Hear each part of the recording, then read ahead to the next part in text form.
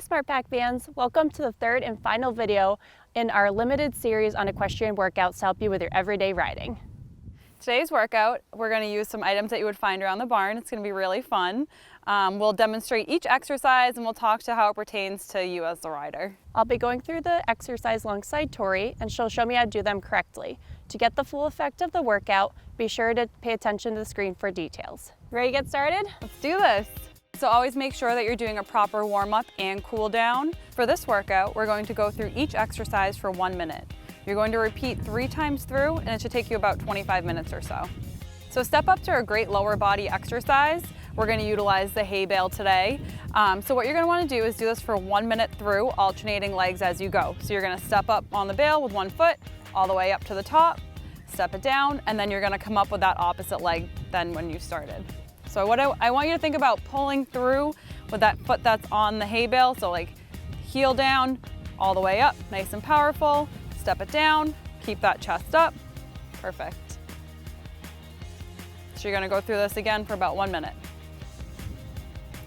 Excellent. Here are split squats utilizing the hay bale. So what you're gonna wanna do is make sure that you're about 2 steps away from that hay bale and you're gonna bring your back foot up with the laces down. Excellent. So you can take a little hop forward if you need to adjust. So this is gonna challenge your balance and your stability a bit. But what I want you to also think about is shift your weight into that front foot, lift that back foot up, and then you're gonna put it back down. So what that does is it transfers most of the weight onto that working leg, that front leg. You're gonna have your hands at your chest, down by your side, or even out to the side for more balance. And you're gonna think about dropping straight down, as low as you can, and then back up. Perfect. So you wanna think about keeping that chest up. That leg is coming, that knee is coming straight forward. It's not going past that toe. Excellent. Very good. So if this exercise is a little too challenging for you, you can check out the first video in the series, and that will show you a little bit of an easier option. So here we have bale jumps.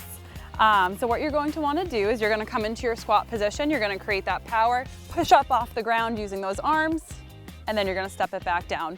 So definitely make sure you're on a flat surface for this, keeping that hay bale steady. Drive through those legs, and then you can step it down. Awesome. Sitting into those heels, land nice and soft and gentle on that bale. Excellent. So here we have our decline push-ups. So these are definitely a more advanced option for your push-ups. What you're going to want to do is you're going to put your toes right up on that hay bale. And again, proper setup. Make sure that your shoulders are right over those wrists. Fingertips angled in slightly. Don't dip through those hips. Make sure you're driving up through the ground. Engage that core. And then you're going to lower that chest down as low as you can go and then push it back up. So think of bringing those elbows back at about a 45-degree angle here. Core engaged, glutes engaged, flex your quads. Excellent, nice correction there. Perfect. And ideally you want to go as low as possible, but again, this is a much more challenging variation. So go as low as you can. Here we're going to demonstrate one of my favorite exercises. This is the feet elevated glute bridge. You're going to work your glutes a lot here and your hamstrings as well as your core. So you're going to come down onto your back. You're going to take the soles of your feet, press them against the outer edge of that hay bale. This is how I like to perform my feet elevated glute bridges. You want to make sure your knees are, just about over your hips or so, hands are down by your side.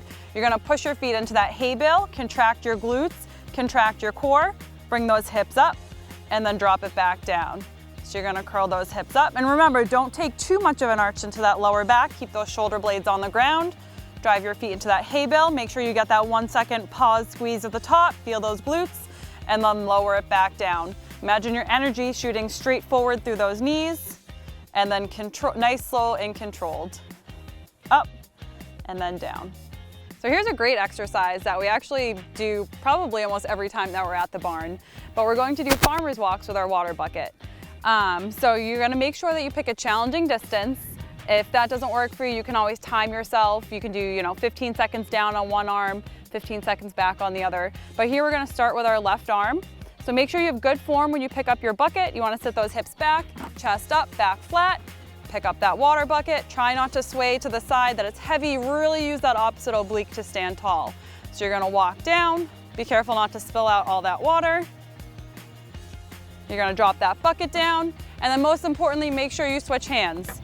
So I started on the left, now I'm walking back with the right. Remember, try not to tip to the side, use that opposite oblique, and walk right back. So you're really engaging that core, standing up nice and tall.